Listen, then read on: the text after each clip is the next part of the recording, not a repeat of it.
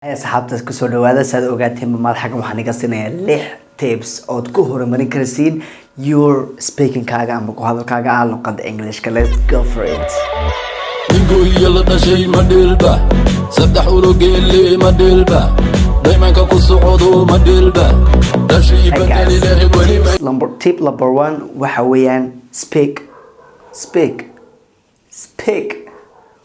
qashay waxaan ku dhahay waan marashay waxaan leeyahay speak weeyaan ku hadal tan horta waxay sheegaysaa dadka aan xisho kale if you have anxiety waxa la yiraahdo xishoodka kale amba shy baa tahay qof xishood ayaa tahay waxa soo kale xagga iska dhig oo just speak ku hadal shanta kalimadood garanaysid ku hadal. Tips number 2, let's go. Tani waxa weeyaan haddaan iraahdo listen more waxa ka dhigan tahay waxaad sii badaysaa dhageysigaaga wax marka aad dhageysanaysid filim hadduu noqdo hees yaro macaan ku cajabs haddii noqoto xadiis ba dhageysanaysaa waa xadiis is in English dhageysanaysaa dhageysiga muuji nacam intuu wuxuu aday heesta ka heshay amba waxaan adu iska daa content-ka iska daa waxaan ku jeedaa content iska daa xaween video-gana dhageysanaysaa wuxuu yahay sheekadiisa maaha hadalkan uu leeyahay hadalka dhageysiga beeri ma fahmaysaa hadalka mise ma fahmaysid waayo horta the first time waxaad ma fahmi karaysid iyo amba waxa ka fahmi xabad depends on your level waxa ku xiran tahay levelka tahay laakiin haddana markaad kolba in isla video-gun aad si kalba fahamtid waxa aad ku cadeynaysaa amba aad fahmaysaa inaad samaysay progress waxa weeyaan inaad nacam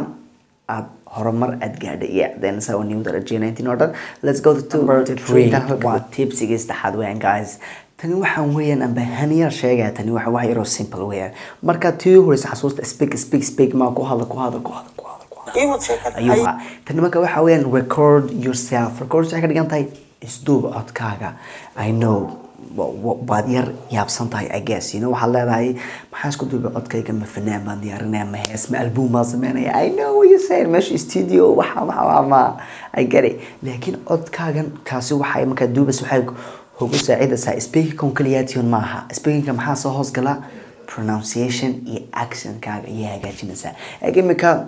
imika noo kale me myself imika noo kale ku hadlayaa waan ku hadlayaa din marka waxaan dib isku daawan my video waxaan is arkayaa my accent-kaygu sida tahay amba sida u dhawaaqay kelmadaha oo han ku qaadanay last video-gii wuxuu ahaa pronunciation-ka soo kelmadaadu adiga haga soo baxaysa waxa soo dhan inaad sameeyso horumar iyo inaad kala sameeyay waxa yar aadisal duuba sida ku kala cadeynaysaa xabadan tip number 4 waxa weeyaan tan xabad yar oo aan anigu aan ku yar ciyaaraan oran karaya oo aan iska sameystay waxa weeyaan reflect on the situation waxa ka dhigan tahay situation dhacay amba aad ku dhex jirtay oo isleedahay si fiican ugu maad halin markaad ku dhex jirtay in that situation deep adoo samee kaliya adigoo jooga sida imka kale for example iyo fahma anni malhi dib ugu noqdo wixii dhacay no saying wali ma laakiin just stay with me dhageysta waxaan iga leeyahay nacam imika waxa la hadasay with your teacher the macallinkaaga la hadasay wuxuu ka yiri samee presentation nacam soo hortaag in the class-ka waxaad sameysaa wax soo qadim marka wixii sidii aad maskaxdaada ku dhex jirtay aad maanta waa dhigo perfection meesha ka sameeyno perfect ayaan noqon aday ku suurta globe weeyda ma garatay macallinka markuu ku dhageystay oo ku siiyay markaaga waxaad garatay inaad maanta si xun aad u present gareysay alaabahaagii marka xafada markaad tagtid waxaad dib aad isku sameysay reflection amba reflect kale waxa ka dhigan tahay nacam waxaad oran doonaysaa xilliga iska soo saar wanaad markaa kaliya tahay aad khaladkii markii hore aad sameysay aad garatid oo xalintid taasi markaa waxay ku saacidaysaa si horta adiga waxay ku siinaysaa dhiirigelitaan it's gonna push you and it's gonna adu nacam adiga waxay ku siinaysaa something positive oo adiga waxay ku siinaysaa courage ma garatay talabaadna waxa weeyaan adiga way ku saacidaysaa adu horumarsin the same time your vocabulary laakiin in the same time speaking kaaga adiga oo ku daawanayno guys kan waa tipkii waxa weeyaan afradantishanad whatever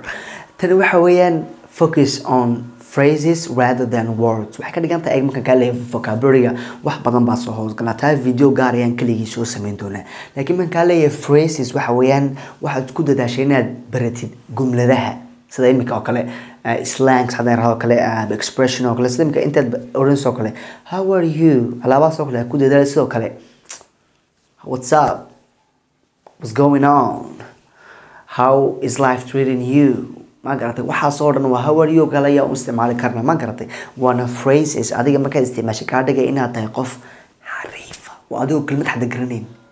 taa xaggaad isticmaashay kuwaas waxay kaa dhigaysaa qof you on the top I'm telling you maqal waad waxay kaa dhigaysaa xagga sare dad wax oran oo lalahay muxuu leeyahay dadka dib adiga kaga waranay macnay waxaad noqon doontaa markaa professional waba adigoo xaggaaga adiga naftada garanayo beginner bari baranayo luqadii sidii imika kelmado yar baa baranaysaa bilaa macnay kelmad baa xafidaysaa wax way ku tari waayo de maskaxda un bay ku tagaysaa way ku faa'iidin doontaa mowqif kale in other situation laakiin markaan ka leeyahay phraseska ku dadaal ma garanaysaa phrasesku way ka badan yihiin waxaana adiga in the same time waxayna kaa dhigaysaa qof yaro tiibka lixaad ama tiibka u dambeeya waxa weeyaan guys wixii oo dhan shantii hore aan ka hadlin oo dhan waxaa sameysaa adigoo having fun adigoo baashaalay I know guys why markaan ka leeyahay grammar iyo vocabulary adiga maskaxda adigoo buuqinaysa waxaad leedahay sideed ugu fixi amba have fun adigoo waxaas oo dhan ka shaqeynay guys it's easy horta relax guys I got you on jooga waayo guys waxaad weliga horta mahmahan weligii nolosheeda oo dhan hana xiisay waxa weeyaan when there is a will there is a way markay aad waxa rabtid dariiqad waa helasaa laakiin rabitaanku waxaad u duruuf iyo waxa ku qasbanta oo kale sida iminka iskoolka oo kale cashirkaada oo ka hela yaa haddana garanaysa inay ku qasbantahay haddaad paasi weydo waa ku hari waxaas oo dhan marka niyadda ka nacaysa oo kale waad karhaysaa niyadda dhexdiisa laakiin markaas ka dhaadhicsid waxaan waa waxaad u wadxiishaysid waa naftaadii adiga la-aantii waxaan waxaad noqon doontaa weeba noloshaada noqon doontaa si kale marka wixii waad jeclaanaysaa marka waxay ku siinaysaa will waxay ku siinaysaa nacab doonasho whatever will bay ku siinaysaa wixii aad usii wadid marka wax kasta sameynaysa adigoo faraxsan videogeeni maanta xaddu ku cajabiyay click the subscribe button like and comment waxa maskaxda ku haysi waxaad usnaa baratid there's my Instagram guys follow my Instagram follow my TikTok see you guys and I'm always here for you.